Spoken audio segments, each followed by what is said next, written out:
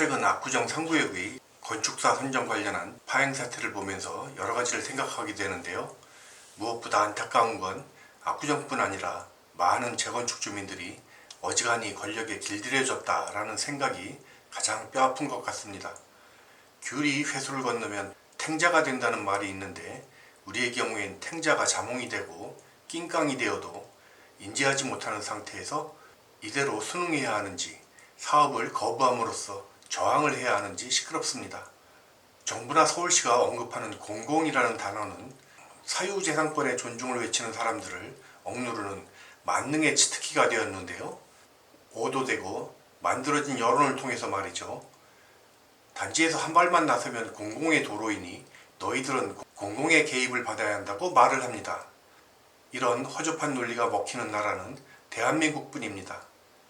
대한민국 국민이고 서울 시민이니 더불어 사는 사회를 위해서 돈이 많으면 세금을 많이 내고 또한 기회를 만들어준 국가나 사회에 공헌을 해야 하는 건 의심의 여지가 없습니다. 주민들이 부담하는 것이 진정한 공공에 대한 기여라면 압구정의 많은 주민들도 기꺼이 참여하리라 생각하는데요. 하지만 지금 서울시에서 요구하는 건 공공을 빙자한 딴지 걸기이며 정책을 빙자한 정치적 성과 내기입니다.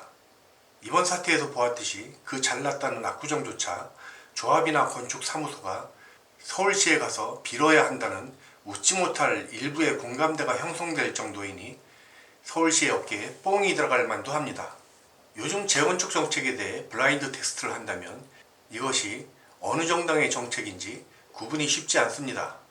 임대주택 증가와 차별 없는 소셜 믹스, 단지를 가로지르는 공공보행로, 막대한 기부 체납, 단지의 설계에 서울시가 직접 개입, 교통대책 없는 세대수 대폭 증가, 개발이익의 대폭 제한, 초과이익 환수제와 분양가 상한제 등이 있습니다.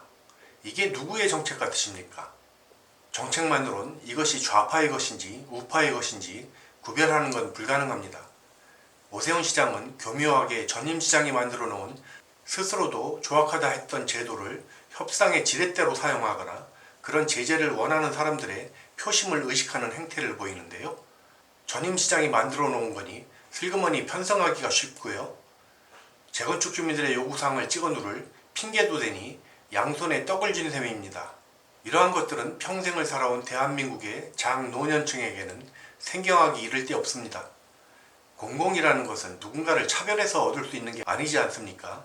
그것이 부자 동네인 강남이라 해도 말이죠. 이곳이 집값이 많이 오르고 개발이익도 많아지는 건 이미 재건축 초과이익 환수제로 절반 가까이 회수당하게 되고 그마저도 분양 당시에 자유분양을 하도록 내버려둘 리도 없습니다. 이것이면 공공에 대한 기여는 충분합니다. 설사 부족하다 하더라도 금전적으로 기여를 하게 하는 게 맞겠죠. 그나마 소셜믹스는 주민들이 생각하는 것처럼 끔찍할 거라 개인적으로 생각하진 않는데요. 하지만 이것도 압구정에 1,000세대나 2,000세대를 마련할 돈이면 비용이 싼 지역에서는 1만호나 2만호를 지을 수 있을 겁니다. 부자들은 똑똑하든 잘났든 나라의 국민으로서 동질감을 부여받고 돈을 벌었습니다. 그것을 사회에 환원할 의무가 있는 것도 당연합니다. 하지만 그것이 정당한 범위를 넘어서 사생활을 침해하고 세대수 증가를 압박하는 딴지의 형태를 띈다면 그것 자체가 사회 분열을 조장하는 겁니다. 저는 그런 상상을 합니다. 어느 임대주택 단지에 이곳은 강남의 주택들이 재건축을 하면서 기부한 공공기여에 의해 건설되었습니다. 라는 명판이 붙는 것이죠. 부자들도 어려운 상황에 처한 사람들이 재기하고 발전할 수 있도록 애쓰고 있구나 하는 생각을 만드는 게 사회통합일 겁니다. 논쟁이 생길 수 있다면 기여가 어느 수준이 적당하냐 하는 문제라고 할 수 있을 텐데요. 그것 역시 금전적으로 해결이 되어야 합니다. 공공에 대한 기여라는 게 손흥민이 주민센터에서 잡물을 처리하는 건 아닐 겁니다. 국가에 대한 기여로서 대신하는 것이죠. 군 면제로 수백억을 내라 할 수는 없으니 자기 분야에서 국민들의 자긍심을 높여주는 것으로 국민들은 불만이 없습니다. 공공보행로 문제에 대해서는 그걸 왜 내 집 앞마당을 동네 주민들이 무시로 통행하도록 허용해야 합니까? 둘러갈 수 있는 길이 따로 있는데도 말이죠. 민법에 비슷한 개념으로 주의토지 통행권이라는 게 있습니다. 요지는 통행할 길이 마땅치 않거나 과다한 비용이 들 경우에는 사유지라도 통행을 하거나 통로를 개설할 수 있다고 되어 있는데요. 그럼에도 중요한 전제 조건이 있습니다. 이로 인한 손해가 가장 적은 장소와 방법을 선택하여야 한다라는 것이죠. 사유재산에 주는 피해를 최소화해야 한다는 겁니다. 딱 들어맞는 케이스는 아니지만 법의 취지를 이해할 수 있죠. 막무가내로 단지를 가로질러야 한다고 강압하는 건 공공의 탈을 쓴 딴지걸기입니다. 어느 누가 자기네 아파트 단지 한가운데로 사람들이 물밀듯 들어오는 걸 좋아하겠습니까? 이건 이웃 주민들 가끔 몇 사람 지나다니는 것과는 차원이 다르잖아요. 압구정은 70년대 중반 지어질 때부터 기부 체납이 1차로 들어갔습니다. 학교와 도로, 그리고 관공서와 공원 등이죠. 현재 압구정은 이미 국공유지 비율이 42.7%입니다.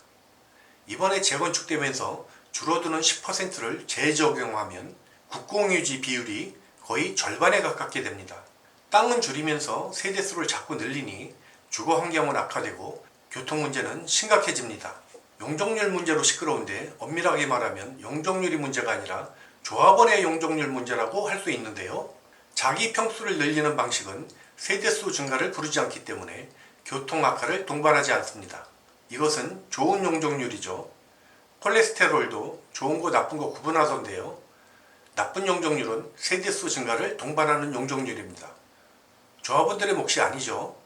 절반도 챙기지 못하는 수익성에서 트래픽 증가로 인한 환경 악화가 장기적으로 집값에도 나쁜 영향을 주게 됩니다.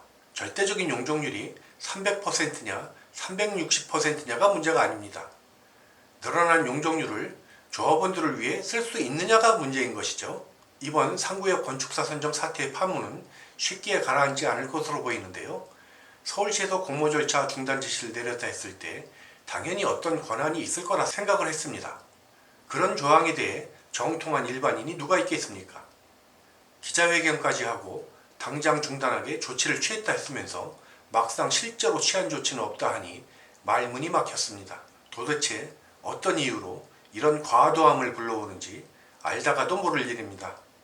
이러니 음모론이 나오고 난리를 치는 거 아니겠어요?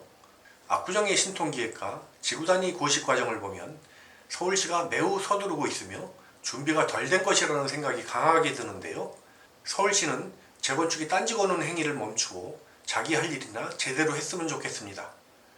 현재 발표된 신통기획이 보여진 것이 전부라면 거부하는 단지도 늘지 않을까 싶습니다.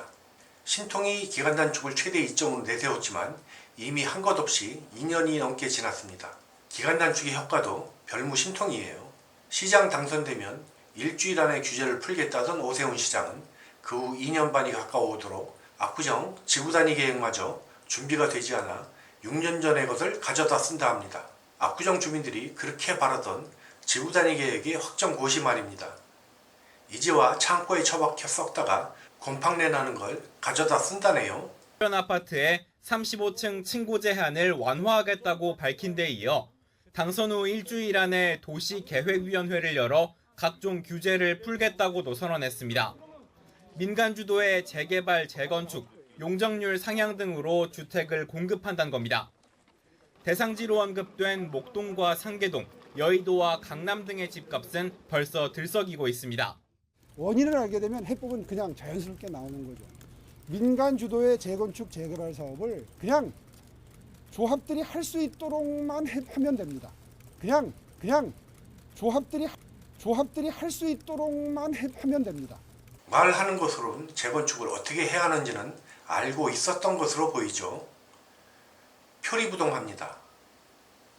이만 줄이겠습니다.